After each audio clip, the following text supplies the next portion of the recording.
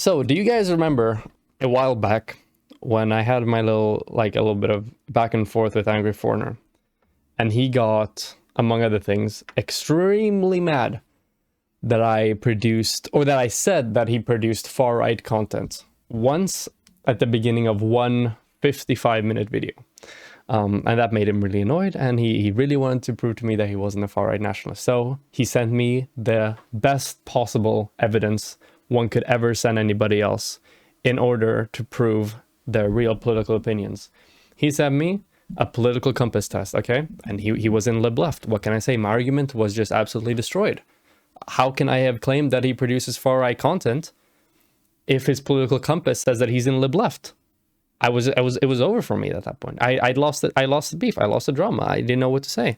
But you know what? Because Angry Foreigner is such a charitable person, he decided to walk that back and is now producing content that is very clearly far-right content, just to make it easier for me so that people don't make fun of me anymore. So thank you very much, Angry Foreigner, for making even more overt far-right content so that people don't have to bully me for being BTFO'd with a political compass test. That video in question is a new video that he uploaded 6 days ago. A little 55-second little meme here. Study: ethnic Swedes to become minority in Sweden.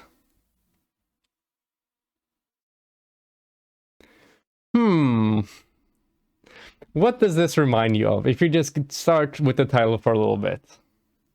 For those of you who weren't around 3 years ago, which I'm sure most of you are, and probably not even 3 years ago, probably a lot sooner as well, there was a really big, it's still around definitely, just has changed label, far right-wing conspiracy theory called the Great Replacement, which is basically, through the, immigration, which they don't actually say this part, but part of the thing is that it's orchestrated by the Jews. Through all this immigration, you're, destroying and invading all these Western countries, making the native populations a minority, and will permanently change the culture and destroy the countries that receive immigrants or whatever. That's kind of what the conspiracy theory is. It's, it has its roots in anti-Semitism, obviously a fairly xenophobic conspiracy theory.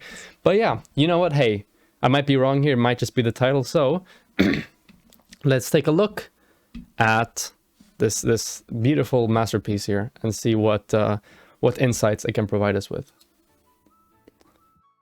This music, I hate it.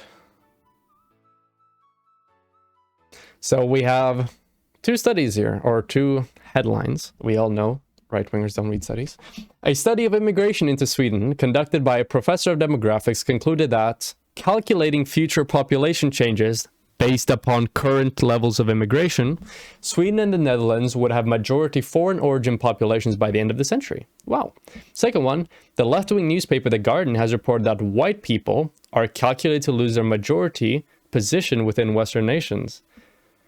Okay, now we're getting into some talking about white people. I don't know necessarily what that's to do with being like ethnically Swedish or whatever, but I mean, that's one conflation. And then there's just this dumb music that plays for a while, and then he shifts it, and we got two new headlines here. A later study demonstrated that, in quotation marks, in Sweden, in 2065, the share of the native population is set to decrease to 49%, of the Western population is projected to fall to 63%, and the Muslim population increase to 25%. Thomas Lind, at the time head researcher for the Swedish Institute of Future Studies, said in an interview that by the year 2050, half of Sweden's population would consist of the first or second generation immigrants. And then it's just that. It's just that. And then just more dumb music. That's all this video is. It's these two articles. Let's deconstruct this a little bit, okay? So first of all, let's look at the information that they presented here. So we have 4 different links, 4 different resources.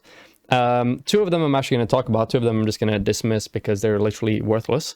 The 2 I'm going to dismiss is this one down here, which is a 2005 interview conducted by one, person working at the Swedish government, where an offhand comment was made about, the demographic makeup of Sweden in 2050. This is not a study. This is not backed in research. This is just an offhand comment produced by one of these people, and it's an article. And on top of that, he's already included studies, so the purpose of this is fairly worthless and is meaningless to the purpose of the overall message. The second one I'm going to reject is this one right here. This here, you will note that this is the only one that doesn't include a quote, or this one doesn't either because, well, it's in Swedish. But this one is English, but doesn't include a quote because that's not what The Guardian really necessarily says here. They're not making like a report on the current state on things. What they're mostly doing is they're just taking different testimonies from a bunch of different political actors. So a bunch of far-right people, left-wing people, centrists, what's their opinion on the changing demographics, yada, yada, yada. It's more of just like a compilation of people making statements on demographic changes. So this one also isn't really any, making any strong claim. This article is literally it's just filled with like quotes from a bunch of different people. Now, the other two are studies that claim that to different extents, ethnic Swedes will become a minority in Sweden. And there are two different studies here to that effect. Now, I'm going to, say something so you guys keep in mind which ones they are. The first one is published by someone called Coleman. The second one by some Finnish person, Kiosti. I'm not sure exactly how you say it. So let's talk about these studies. Let's talk about issues when it comes to analyzing demographic change in the future and forecasting it. And there are a lot of issues with this type of work. Also, some interesting stuff in regard to the first offer, in regards to Mr. Coleman. First of all, even his own, the headline he picked includes this. So this right here, calculating future population changes based upon trends from current levels of immigration. So this is not a reliable way of being able to conduct forecasts for demographic makeups in the country, because there are 1,000,001 different variables that may change the way those things are sort of handled and the way that the demographic makeups are, produced. Some things, for example, that are important in regards to this is that immigration rates do not remain constant and will not remain constant for whatever time period they're talking about. Point number 2 is that birth rates will not remain constant. In fact, we have seen literature affirming the fact that when immigrants come to Sweden, what happens is that their birth rate falls pretty, significantly. Not as much as the native population, but it still falls pretty significantly. That's point number 1. Point number 2 is we actually see here in Sweden that second generation immigrants actually have lower birth rates than native Swedes.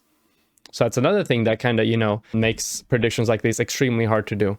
And this is based on contemporary statistics on the birth rates of people. Once again, extrapolating this on the future would also probably not be a good idea.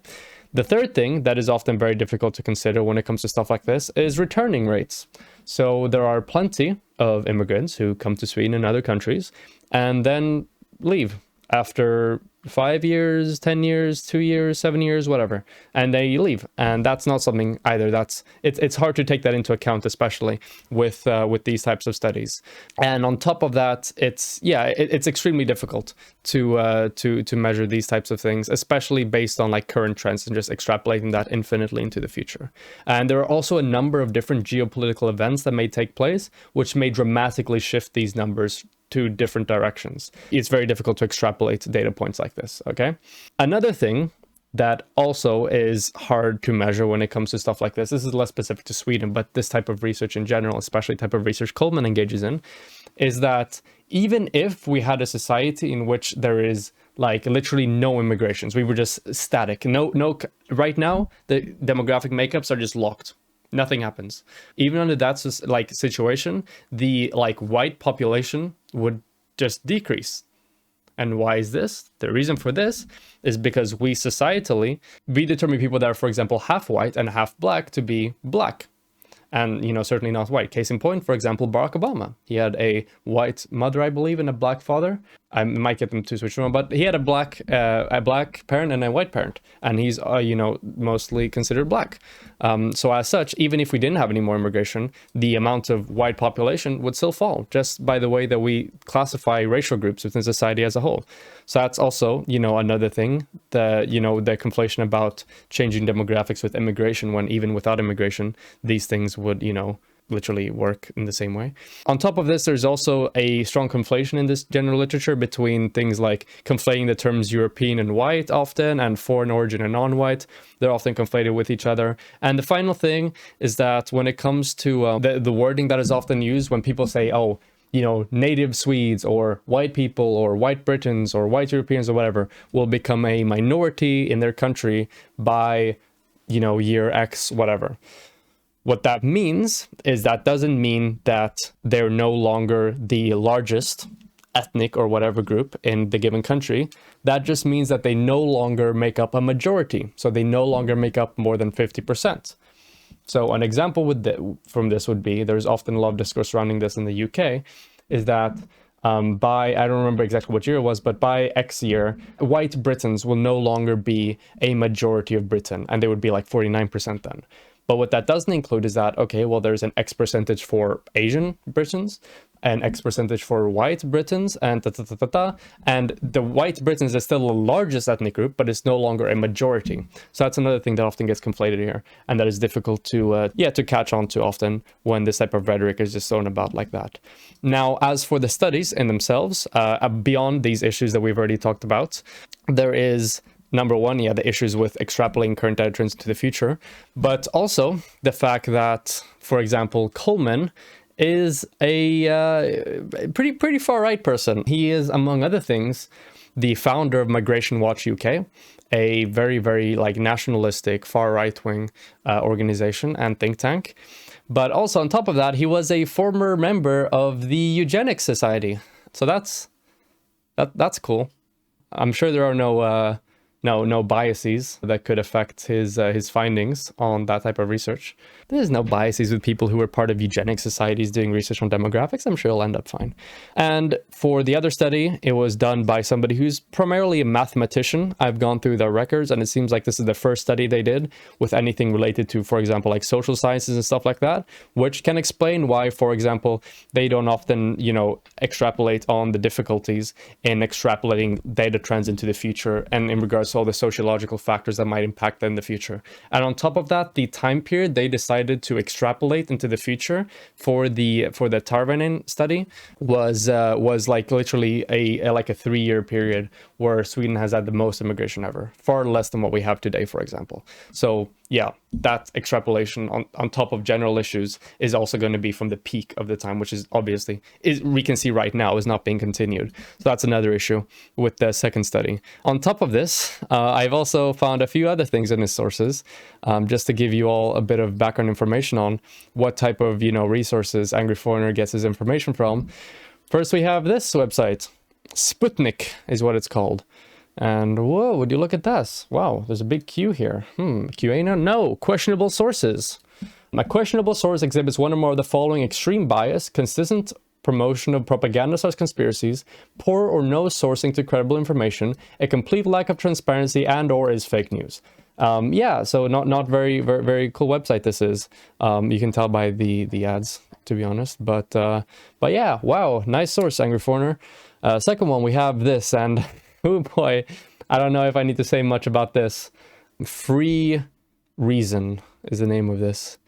Yeah, definitely not, doesn't seem propagandistic as well. And then when they have their sponsored video clips, we have Prague University, which, oh boy, Riks, which is basically like Swedish Breitbart, Fox News, and would you look at that? Wow, Mr. Angry Foreigner here. Isn't that strange? Maybe there's some reasons for why he cites these types of websites.